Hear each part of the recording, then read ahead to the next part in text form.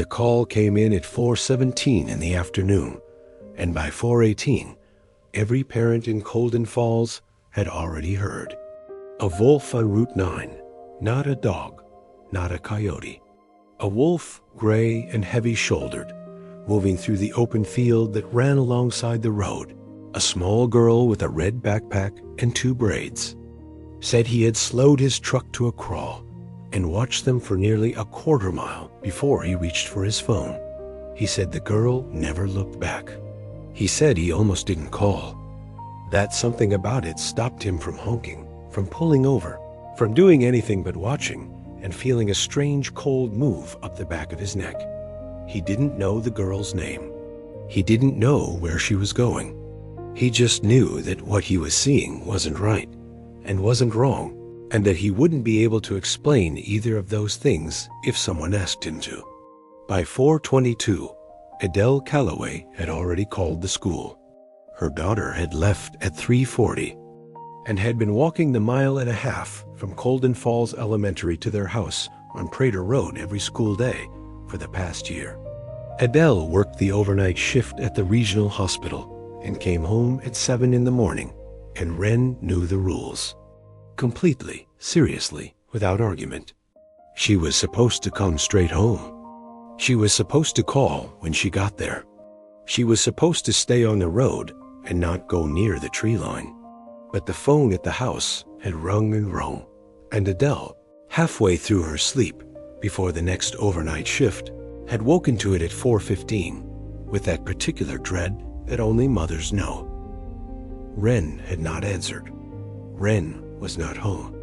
And somewhere on Route 9, between the school and the old Prater Road turnoff, a 9-year-old girl was walking with a wolf. What happened in the next 2 hours would divide this town into 2 kinds of people: those who believed what the evidence finally showed, and those who could not allow themselves to believe it even after they had seen it with their own eyes. You have to understand what she knew that no one had thought to ask her. And you have to understand that the wolf was not the danger on that road. The danger had a name, and it had been there long before the wolf.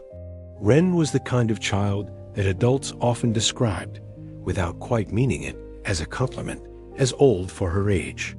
She had her mother's dark eyes and her absent father's tendency toward silence, and she moved through the world with a quiet attention that made some people comfortable and others uneasy. Her teacher, a woman named Mrs. Ease Falcone, who had been teaching 3rd and 4th grades for 26 years, once told Adele at a parent conference that Wren noticed things other children simply didn't register. She hadn't meant it as a concern, but it hadn't entirely sounded like praise either. Wren had no close friends at school. Parties and arguments over who had said what at recess. She was polite. She was present. Her father had left before Wren turned 2, and there were no photographs of him in the house on Prater Road. Not because Adele had removed them in bitterness, but because there hadn't been many to begin with. She asked about him sometimes when she was younger, and Adele answered honestly without editorializing, and eventually the question stopped.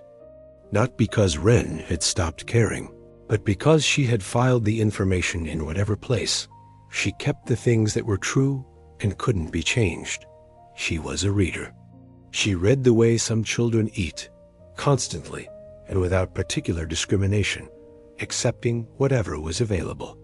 She had a library card she had been using since she was 4, a 9-year-old child who slept with a stuffed elephant that was missing one eye, who still, occasionally, crept into her mother's bed in the small hours when a dream had been bad enough, who liked orange soda and hated the sound of styrofoam, and had a habit of humming to herself when she was working through a problem. She was old for her age in the way that children who grow up in quiet houses with working parents become old for their age, which is to say, she had learned early that some things needed to be handled by the person present rather than waiting for the right adult to arrive.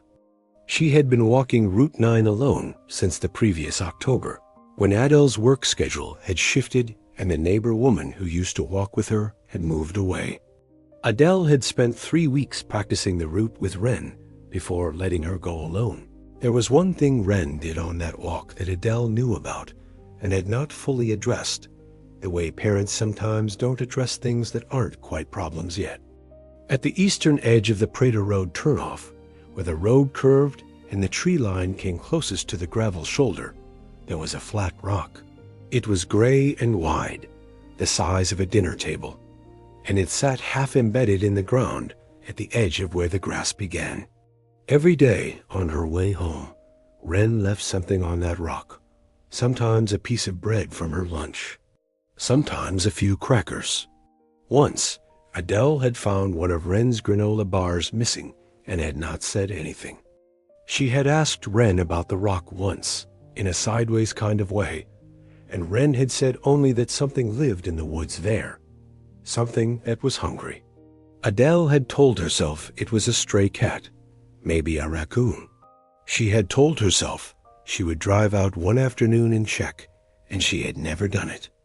As the dispatcher told her to stay calm, and that a unit was already on Route 9, she thought about what, and then she stopped thinking about it, because the dispatcher said they had a visual on a girl matching Wren's description, and she grabbed her keys. Sheriff Boone Thaxter was 53 years old and had been the law in Colden County for 19 of those years, and he had seen a great many things on the roads in that time. He had seen accidents that didn't make physical sense. He had seen people do things for reasons that didn't hold up to any logic he could apply. But he had not, in 19 years, been called to a wolf. Was the largest wild-canned Boone Thaxter had ever seen outside of a photograph. He pulled the cruiser over and cut the engine and sat for a moment, watching through the windshield. The wolf was not stalking. Any man who had hunted knew what stalking looked like, and this was not it. The animal's head was level, not lowered. It was not circling. It was simply, and there was no other word that fit, following. Boone got out of the cruiser slowly. He left the door open. He kept his hand near his hip, but did not reach for anything yet. He called out to the girl. She stopped walking and turned around, and the wolf stopped too. It sat down in the grass with the unhurried ease of an animal that had decided to sit down, and it looked at Boone with yellow eyes that did not contain any of the things Boone had expected to find there. He had expected aggression. He had expected something that matched the terror currently living in every parent's phone in a 10-mile radius. To the girl who had stopped walking, and to the gap between the wolf and the road. It was calculating. That was the word that arrived in Boone's head and stayed, unsettling and persistent. She had a small cut on her chin that was already drying. She did not look frightened. She said, very calmly, that the wolf had been following her since she passed the Hargrove farm, which was nearly a mile back. She said she had not been scared of it. She said there was something she needed to show him. Boone would later say that it was the cut on her chin that made him listen instead of just getting her in the cruiser and going. It was small, that cut.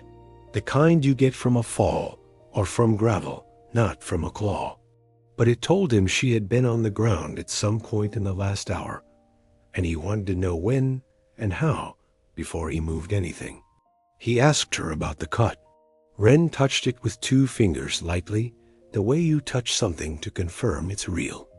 She said she had fallen when she ran. She said there had been a man who had pulled his car off the road ahead of her and gotten out, and she had turned around and run, and she had slipped on the gravel and gone down on her hands and knees, and when she got back up, the wolf was there. She said the wolf had been between her and the man. She said the man had not come any closer. Boone kept his voice very even.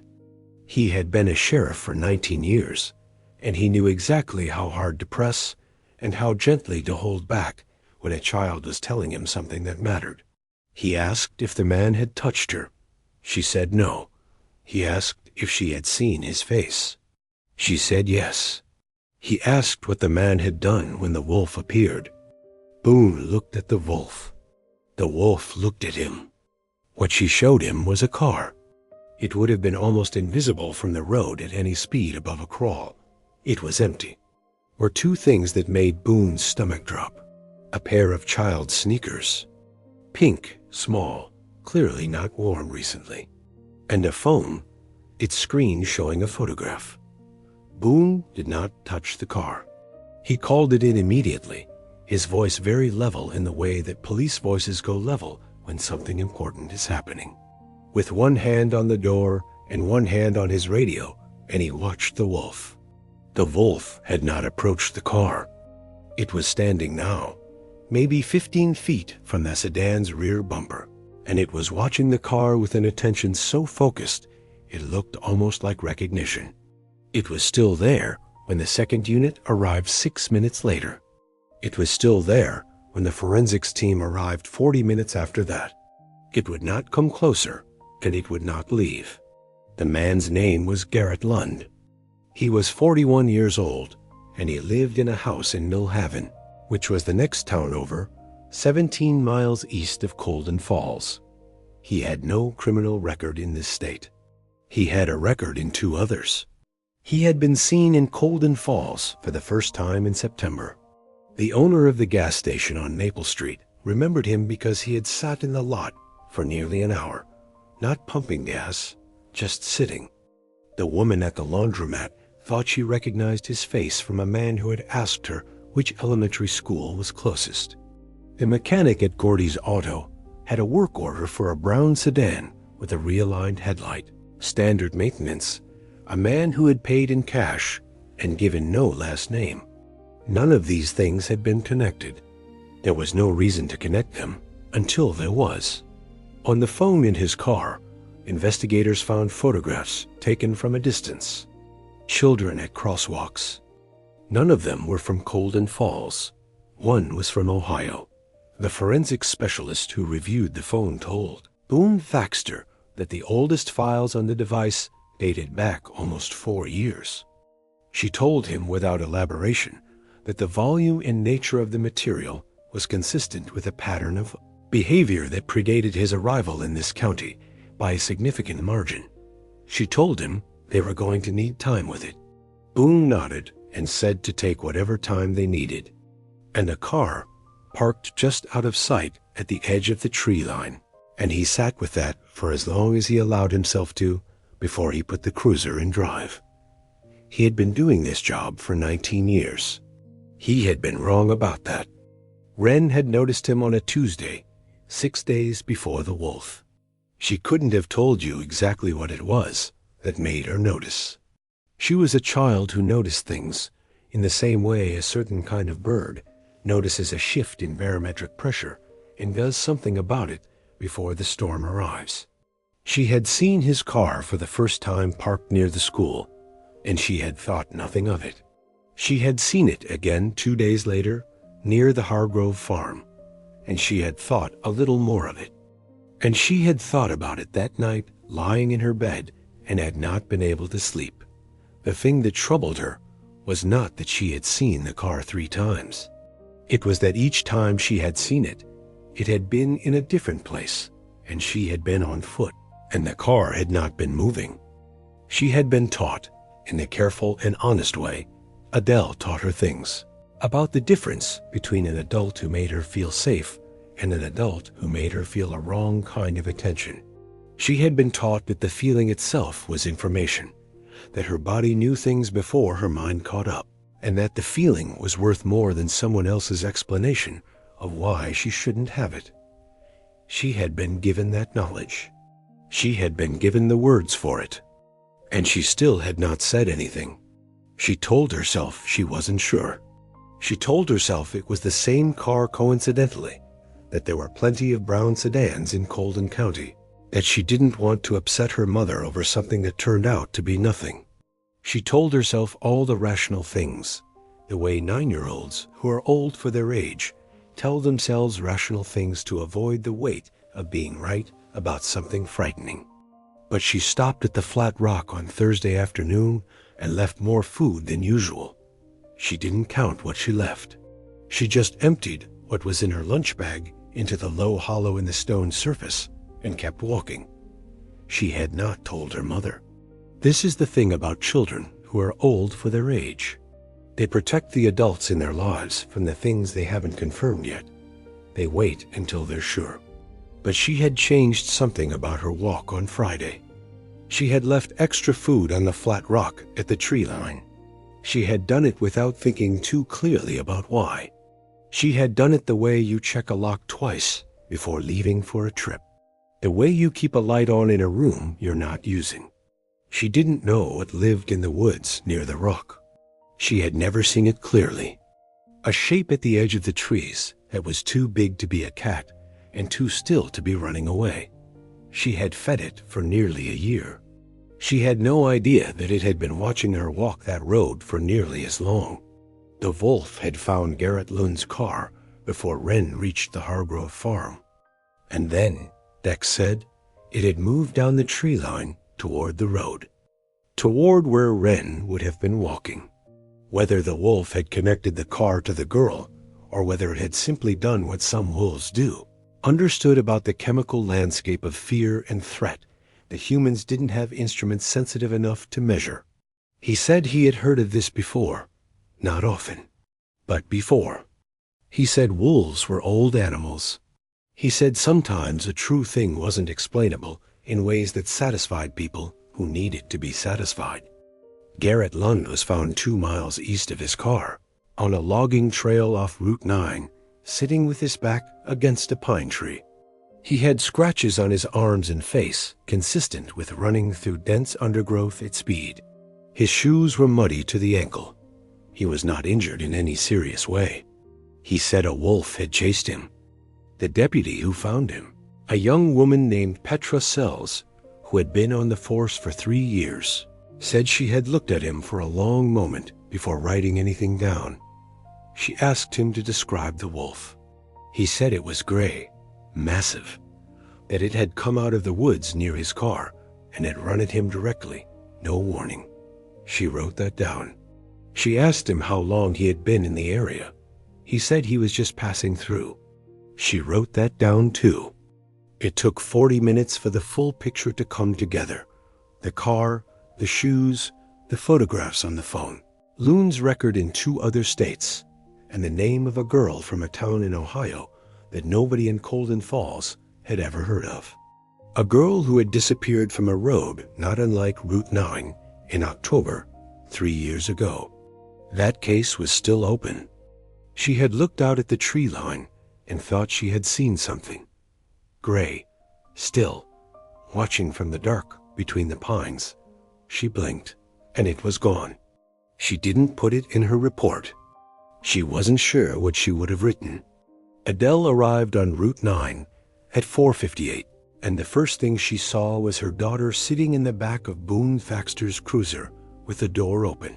She crossed the gravel at a speed that was almost a run without quite being one, the way people move when they are trying not to fall apart before they get to the thing they're moving toward. Wren saw her coming and set down the juice box and said, "Very simply, Mom." That was all she said. Adele held her daughter for a long time, longer than Wren usually allowed. The paramedic stood and stepped back to give them space. Adele had driven here still in her sleep clothes, a gray sweatshirt over hospital scrubs, her hair half down and her feet in the wrong shoes. And she hadn't noticed any of it until she was already there, crouched on the gravel with her arms around her daughter. And she noticed it now only distantly, the way you notice small wrong things in the middle of something that dwarfs them. She was aware of police vehicles. She was aware of the sound of a radio somewhere. She was aware of the late October light going gold and long across the field. She was aware, at the edge of that field, of something she thought at first was a shadow. It took her a moment to understand what she was looking at. The wolf was standing at the far edge of the grass shoulder, perhaps 30 meters away. It had not come closer. It was not moving. It was simply there, the way things are there when they have decided to be, with a stillness that had nothing restless in it. Adele stared at it over the top of her daughter's head. It looked back. She couldn't have said afterward how long that lasted. Long enough that the paramedic noticed her gaze and turned to look. Long enough for the wolf to make a single slow blink in the fading light, that unhurried animal gesture that means something, though she could not have said what. Then Wren pulled back slightly in her arms, and Adele looked down at her daughter's face, and the wolf was gone when she looked up. She told her about seeing Lund's car on Tuesday and Thursday, and how she hadn't been certain enough to say anything. Adele held her tighter instead of responding to that. Then Wren said something that Adele didn't know what to do with. She said she had known it was a wolf since February, when she had come home late one afternoon in winter light and had seen it clearly for the first time, drinking from the puddle that formed in the low ground near the flat stone. She said she had stood very still, and it had looked at her. She said she had kept leaving food after that. More of it. She said she hadn't known what it would do. She hadn't expected anything. She had just thought that if something knew you, and you knew it, you should feed it. Adele did not say anything for a while. She looked at the tree line. She thought about what it meant that she hadn't needed to. They searched for the wolf for 3 days. Game wardens, a state wildlife team, a tracker brought in from the northern part of the state, who charged a considerable fee, and found nothing. There were prints in the soft ground near the flat rock. There was a den site, possibly 2 kilometers into the woods, that the tracker said was used intermittently, but had no animal in it now. The wolf was not found. People in Colden Falls had a great many opinions about this. Some said the animal was dangerous and should be removed, and others said there was something wrong with people who could look at what had happened on Route 9 and call the wolf the problem. Mrs. Falcone, Wren's teacher, said at the school board meeting in November that she was not surprised. She said this in her careful, measured way, and when people looked at her to elaborate, she said only that Wren was a child who understood things about the world that the rest. The parents of Colden Falls Elementary spent the following weeks in the particular fever that communities enter when something nearly happens and doesn't. There were petitions. There were meetings for a safe walk program that had been discussed 4 years earlier and allowed to lapse. That they should have been doing better, that a 9-year-old child should not have been the only one paying attention. It was true. And like a great many true things said in parking lots after near disasters, it faded over time into the general texture of good intentions. He looked. He would have been lying if he said he hadn't looked. The woman from the Ohio case, whose name was Mira Aldrin, she was told that there was evidence now, and that the man responsible had been found. She was told it had started with a little girl in a town she'd never heard of, and a wolf. She said that was all right. She said some things didn't need to be accounted for. She came to Colden Falls in December, before the ground froze hard and the roads iced over, because she said she needed to see the road. She stood at the Prater Road turnoff for a long time, her hands in her coat pockets, looking at the flat rock and at the tree line behind it. She had not been back to Ohio since she was found. She had moved twice. She had not been able to walk a rural road alone in 3 years. She walked Route 9 that afternoon in the December cold, the full 1.5 miles from the turnoff to the school, and she walked back. Nothing happened. The road was quiet. The trees were bare.